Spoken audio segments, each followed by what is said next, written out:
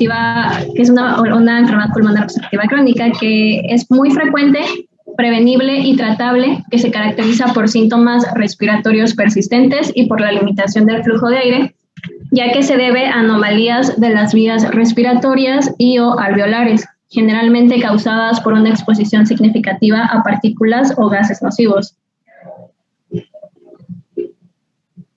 Siguiente, por favor.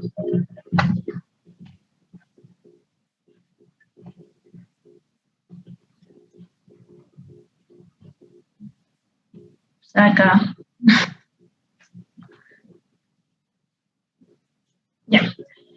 Hablando un poco de epidemiología, se estimó que en México tiene un porcentaje del 4.07% de todas las muertes, es decir, casi 29,000 muertes en México fueron a causa del EPOC.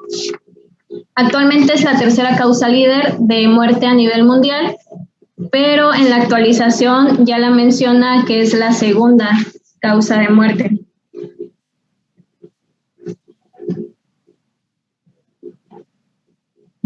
Siguiente, por favor.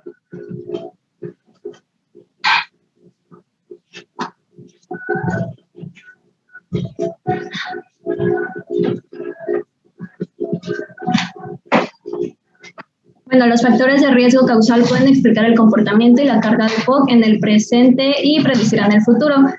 El estudio estimó que la mortalidad por EPOC es atribuible en un 67% a las exposiciones nocivas del aire, donde de esta el 37% correspondió al tabaquismo, como se va a ver más adelante, 14% a la exposición del humo de biomasa, es decir, de los combustibles con los que las familias cocinan, ya sea madera o carbón, y 16% a la contaminación atmosférica.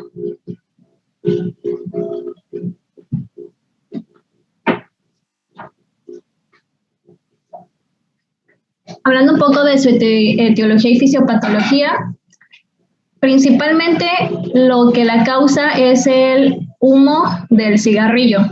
Estos van a activar lo que son los macrófagos porque se van a encontrar aumentados entre 5 a 10 veces más en estos pacientes. Los estimula a liberar una mayor cantidad de mediadores inflamatorios, como por ejemplo, los neutrófilos, y también los linfocitos TCD8 van a predominar en el epitelio bronquial y en la submucosa. Tienen la capacidad estos de liberar perforinas que producen necrosis y apoptosis en las vías. También las células epiteliales van a producir mediadores inflamatorios en respuesta al humo de tabaco, interferón gamma, que contribuye con la fibrosis local. Como les menciono, su principal etiología va a ser el humo del tabaco, los factores del huésped, como más adelante se los mencionaré. Su fisiopatología va a ser un deterioro del crecimiento pulmonar, deterioro acelerado, una lesión pulmonar y una inflamación pulmonar y también sistémica. Su patología es de pequeños y grandes vasos, trastornos o anomalías de la vía aérea y enfisema y efectos sistémicos. Va a haber una limitación del flujo de aire y manifestaciones clínicas como va a ser la disnea y exacerbaciones que más adelante se comentarán.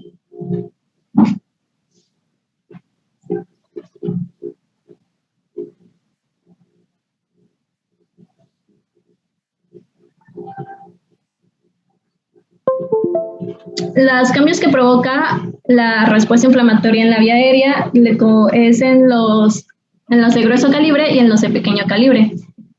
En los de grueso calibre se presenta hiperplasia e hipertrofia de las células calciformes y metaplasia escamosa en los bronquios. Esto va a disminuir la acción mucociliar, lo que va a explicar que se presente tos crónica y la expectoración, que es muy característica de esta enfermedad. En cuanto a las vías aéreas de pequeño calibre, va a aumentar la resistencia al flujo debido a la metaplasia de células calciformes, fibrosis e hipertrofia del músculo liso, lo cual va a hacer que aumente la producción de moco y contribuya a la destrucción alveolar.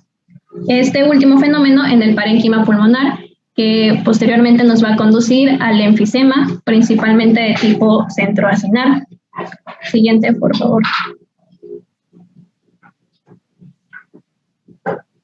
Bueno, principalmente va a producir cambios en cada región anatómica, va a haber una hipersecreción de moco, una disfunción ciliar, va a tener alteraciones en el intercambio de gases, se va a llegar a hacer una hipertensión pulmonar, un cor pulmonar como consecuencia, manifestaciones sistémicas y una limitación expiratoria al flujo aéreo, que es una de las principales características.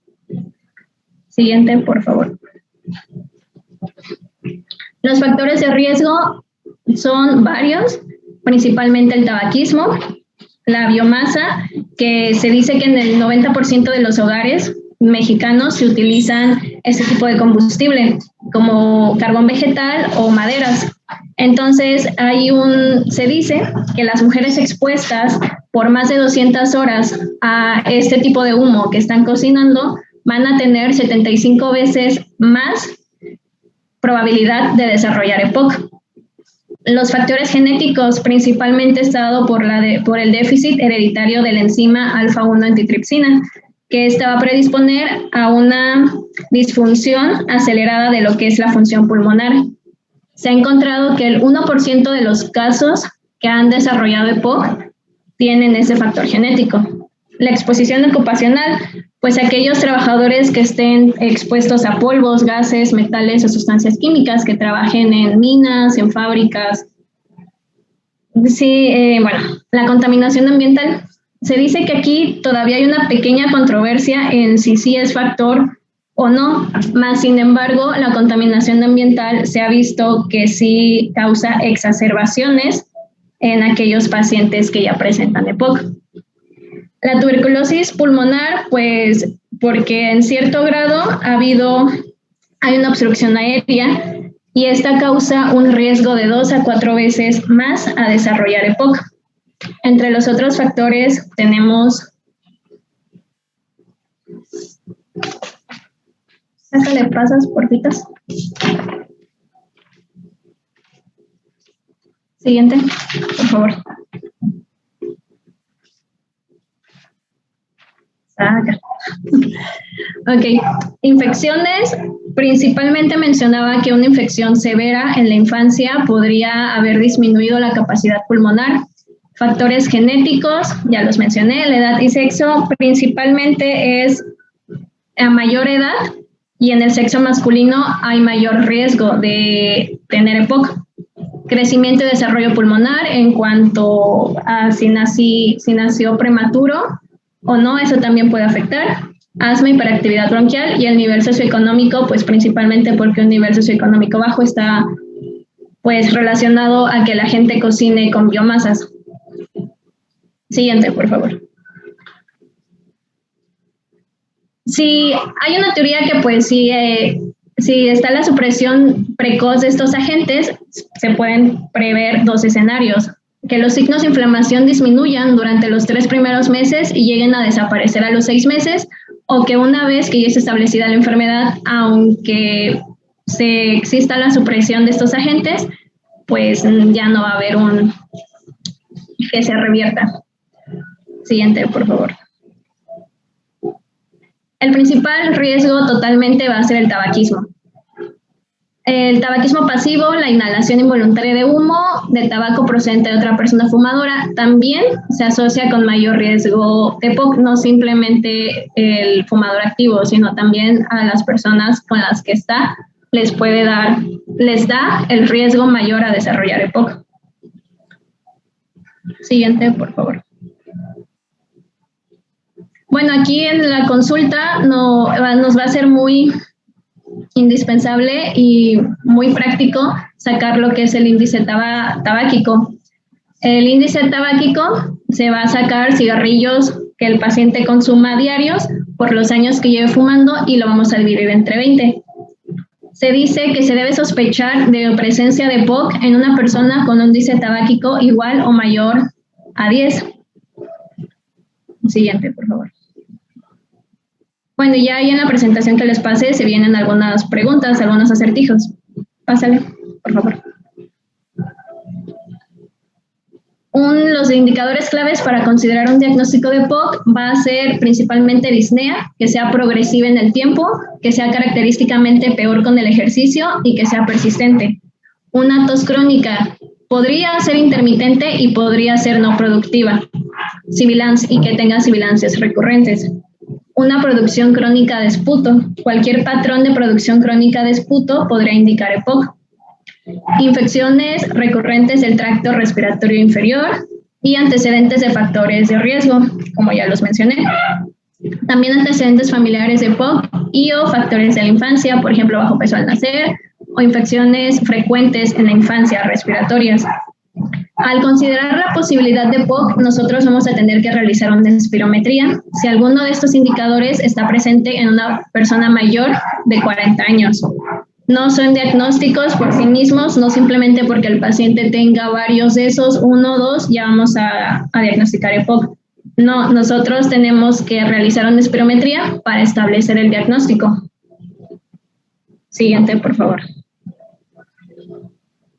Bueno, se confirma con una espirometría. La evaluación es las mediciones de espirometría comparando los resultados con los valores de referencia adecuados según edad, altura, sexo y raza, pero principalmente la presencia de un cociente de FEV1 versus FVC menor a 70, que es la capacidad pulmonar. Postbroncodilatador confirma la presencia de persistencia del flujo de aéreo. Al paciente se le va a dar un broncodilatador y posteriormente a eso se va a tomar la espirometría para ver si después del broncodilatador persiste lo que es la persistencia de flujo aéreo. Siguiente, por favor. Siguiente. Siguiente. Vale. En el examen físico tenemos que, atrás por favor, ver la presencia de cianosis, pues esta, como ya sabemos, nos traduce una hipoxemia, una horizontalización de los arcos costales, modificaciones anatómicas de espalda y esternón. En ocasiones se puede observar un tórax en tónel con disminución de la movilidad en una aparente inspiración permanente. En las extremidades puede detectar acropaquía y edema. En cuanto a la auscultación, el hallazgo más frecuente va a ser una disminución del murmullo respiratorio, aunque puede haber sibilancias, roncus o crepitaciones. La fase expiratoria puede encontrarse prolongada. En percusión puede manifestarse un ruido hipersonoro en virtud de la cantidad del aire atrapado. En la palpación, en ciertos casos, el hígado es palpable debido a un descenso de diafragma. Sin embargo, hay muchos casos en los que el examen físico se encuentra muy bien, entonces por eso no debemos de tomar tanto como un parámetro para sospechar de POC, para no sospechar de POC o sí. Siguiente. En exámenes de laboratorio, los más útiles serán una biometría hemática para determinar la presencia de poliglobulia secundaria a una hipoxemia o de leucocitosis secundaria a tabaquismo activo, al tratamiento con esteroides o a una exacerbación infecciosa, un cultivo de esputo que permite caracterizar la flora bacteriana de pacientes con expectoraciones constantes y una gasometría arterial para establecer el diagnóstico definitivo de insuficiencia respiratoria. Siguiente, por favor.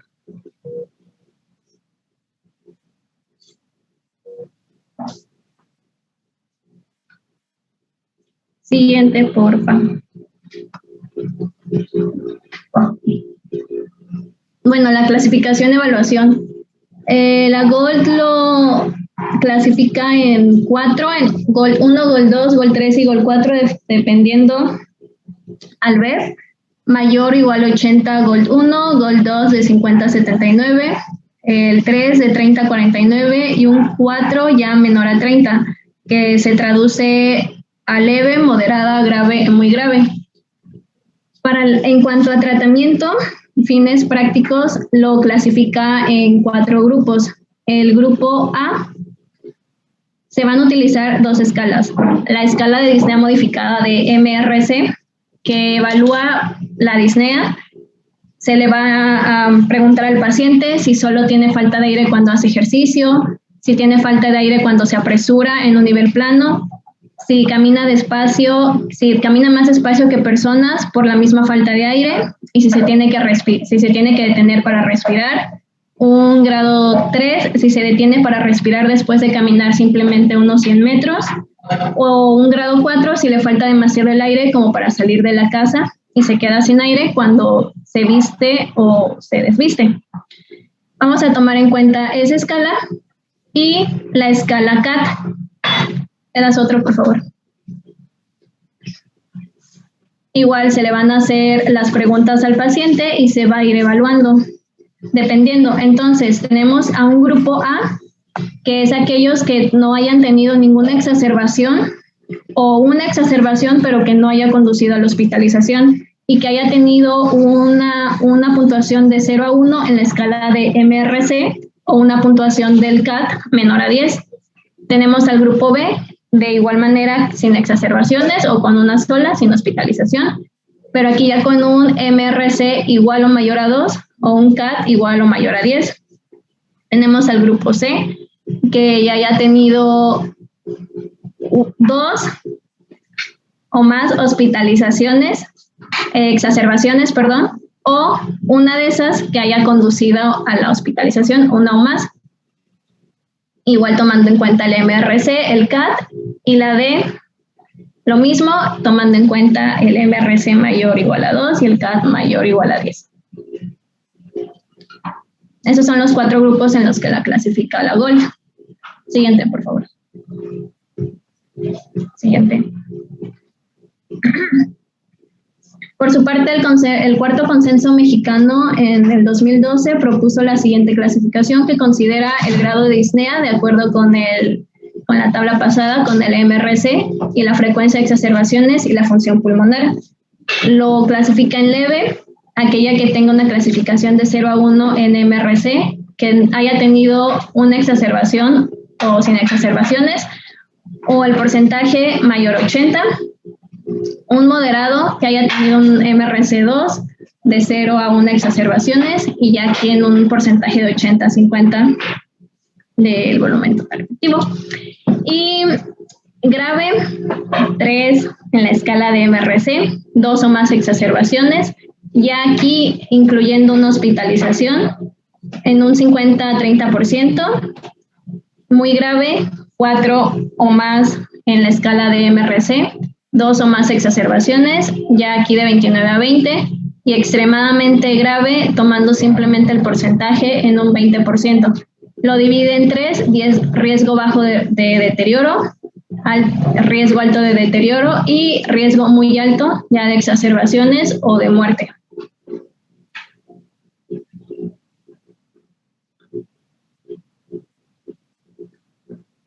Es técnicamente lo mismo que como lo clasifica la GOLD.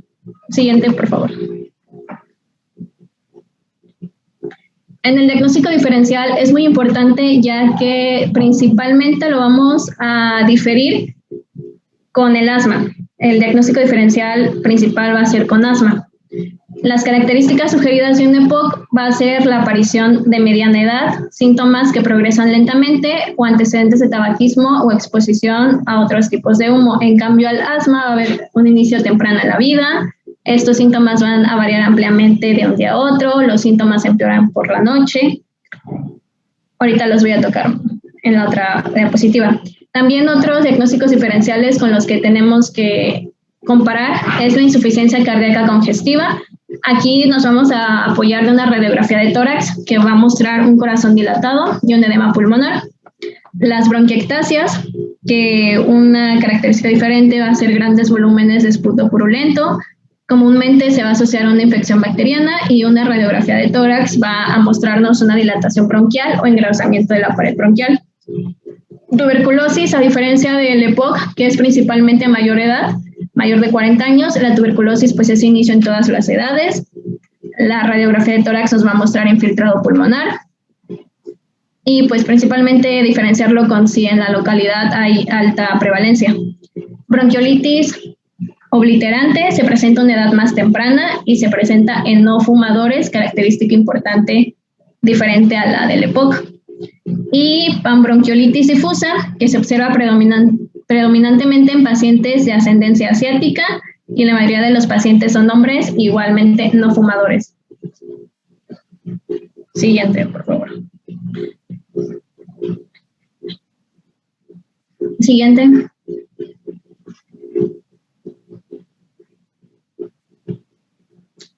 Siguiente, por favor. Bueno, principalmente aquí el diagnóstico diferencial, como ya les mencionaba, es el asma. Saber diferenciar que el asma es de inicio temprano, a diferencia del EPOC mayor a 40 años.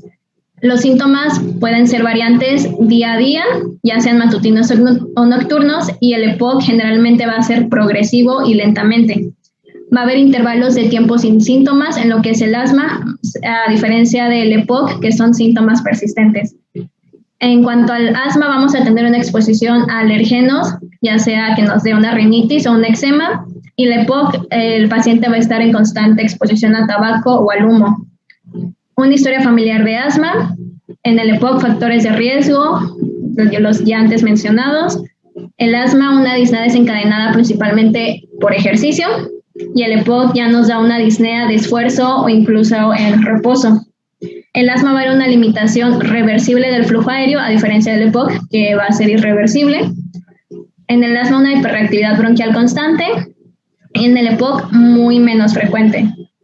El asma nos va a dar una buena respuesta a esteroides, a diferencia del EPOC, que va a ser una baja respuesta a los esteroides.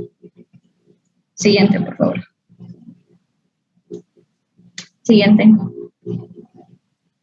El tratamiento no farmacológico, principalmente lo que vamos a hacer, le das atrás, por favor, es ayudar al paciente y indicarle que tiene que dejar de fumar. Va a ser lo principal. Se le puede asesorar o incluso mandar, referir a ciertos programas para que lo ayuden a dejar de fumar. Aquí se puede incluir el tratamiento farmacológico para dejar de fumar. Se les recomienda actividad física, esto a los del grupo A. Y dependiendo de los lineamientos locales, va a ser preferible que se vacune contra la gripe y la vacunación antineumocócica. Esto le va a ayudar mucho para prevenir exacerbaciones.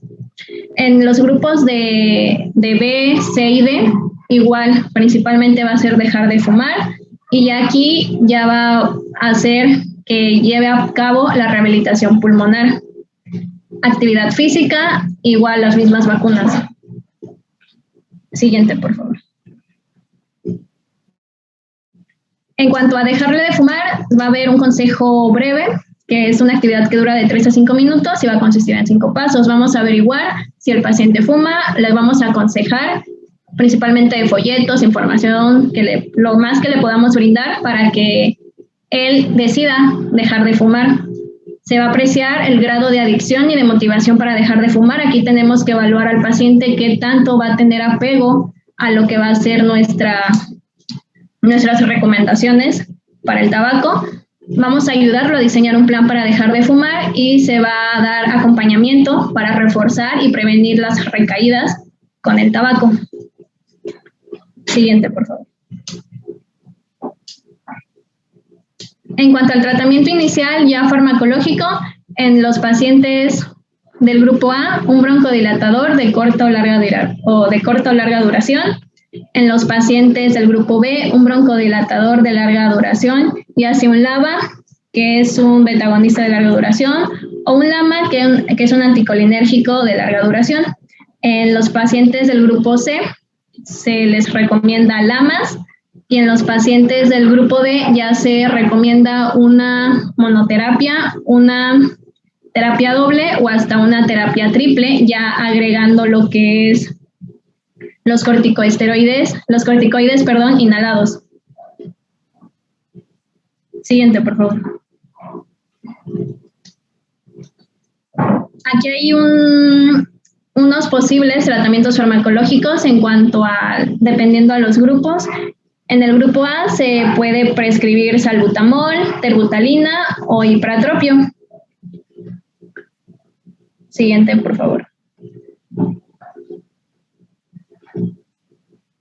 En el grupo B, que hablamos de una monoterapia, salmeterol, formoterol, indacaterol o un LAMA, que es tiotropio igual, o umeclidinio. En el grupo B se puede usar tanto LAVA o como LAMA como monoterapia. Y en el grupo C se van a utilizar simplemente los LAMAs. En el grupo D se le puede dar un LAMA, ya sea tiotropio o, por ejemplo, umeclidinio. Siguiente, por favor. Se puede considerar la terapia doble, ya sea un LAVA más un LAMA, por ejemplo, el bilanterol con el umeclicidinio, el olodaterol con tiotropio, el formoterol con el aclidinio y el indacaterol con el glicopirronio.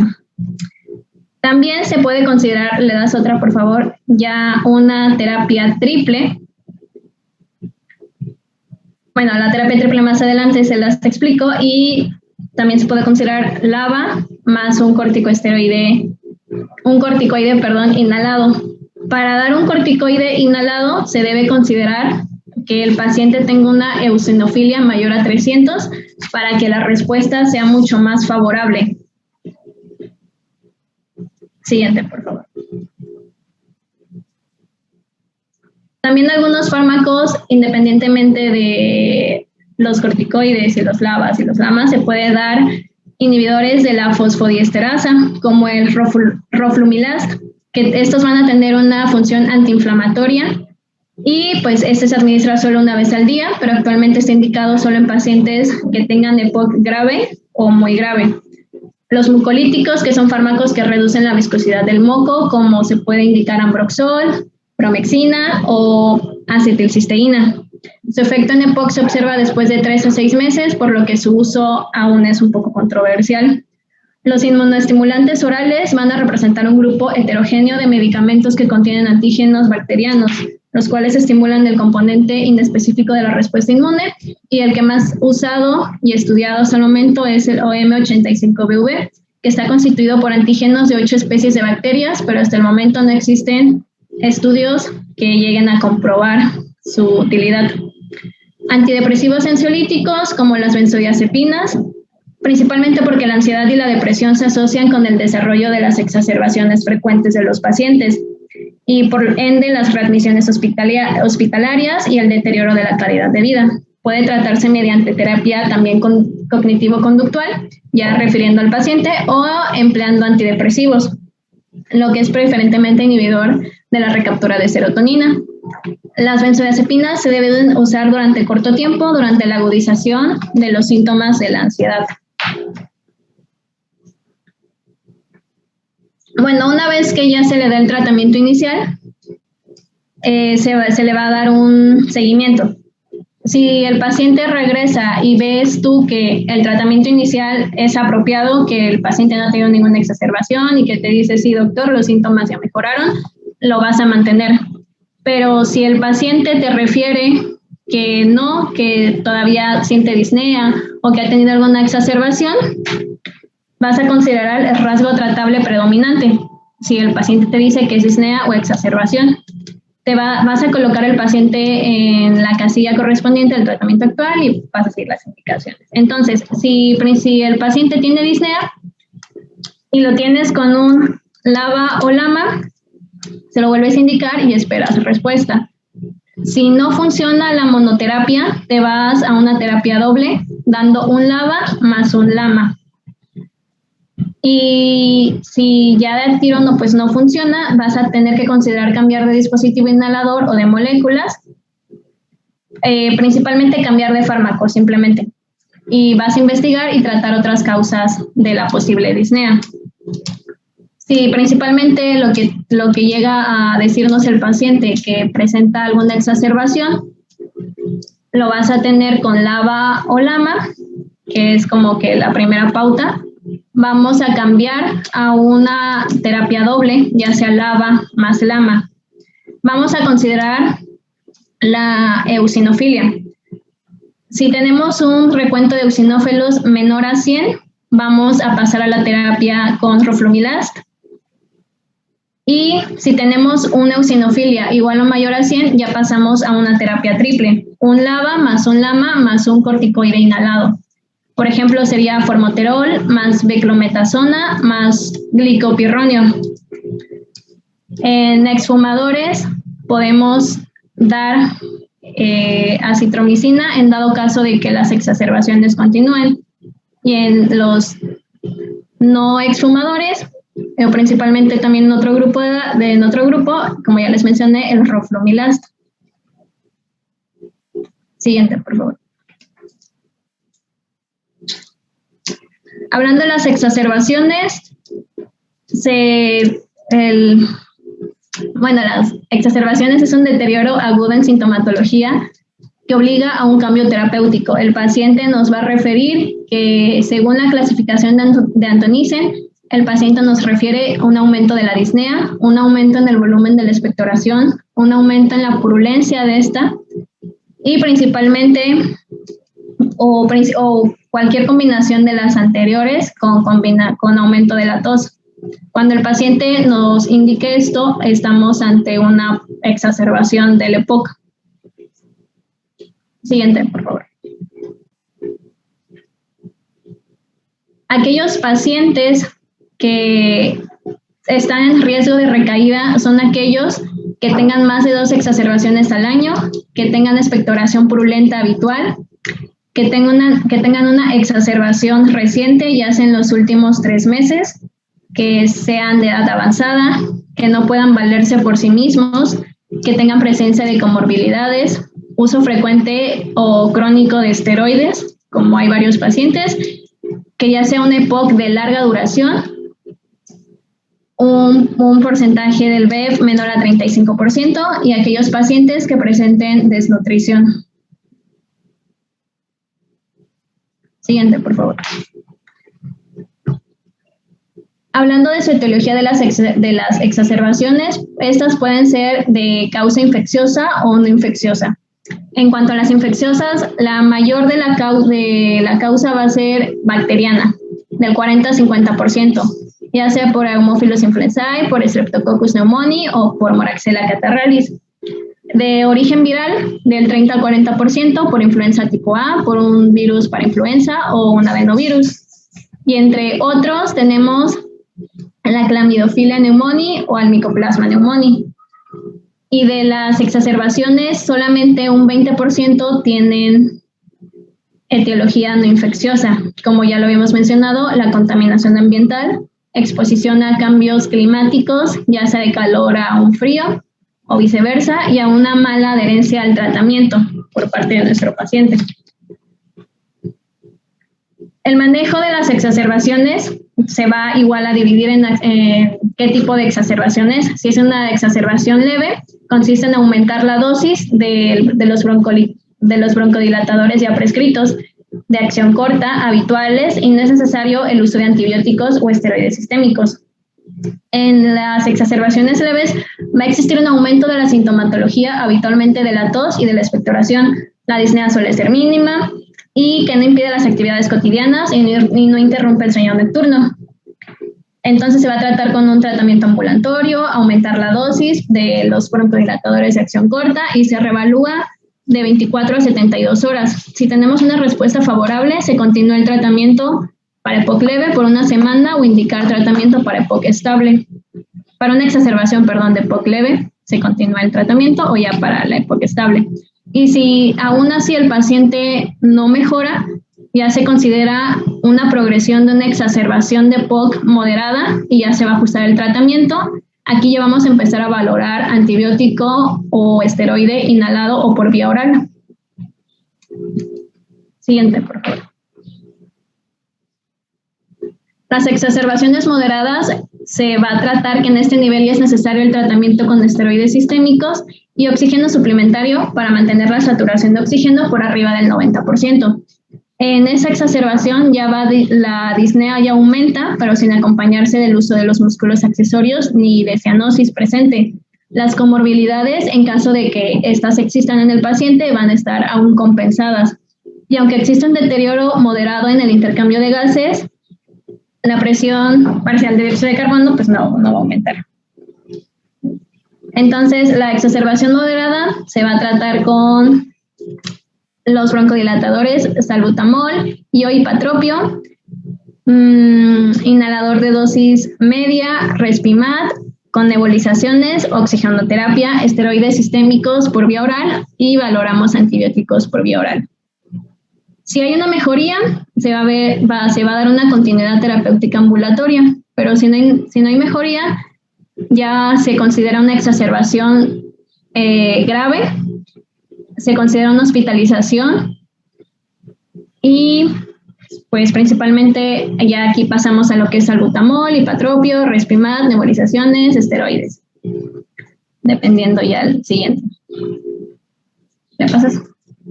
La exacerbación grave y hospitalizada del paciente se debe tratar con esteroides sistémicos, antibióticos y oxígeno suplementario para mantener una saturación de oxígeno entre ya el 90 y 95%. Se van a iniciar con estudios paraclínicos, una tele de tórax, una gasometría arterial, un electrocardiograma y vamos a valorar espirometría.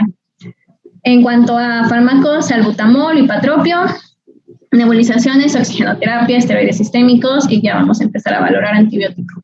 Si aún así, después de todas estas medidas no mejora, ya se va a considerar que el paciente ingrese a cuidados intensivos y si sí mejora, se da de alta al paciente, sala en general o una pequeña estancia en el hospital. Las indicaciones para hospitalización pues ya se va a dar principalmente por una hipoxemia severa y por cianosis y entre otros parámetros. El tratamiento farmacológico de las exacerbaciones considera pues, los broncodilatadores como salbutamol y terbutalina, son la piedra angular principalmente en el tratamiento de las exacerbaciones.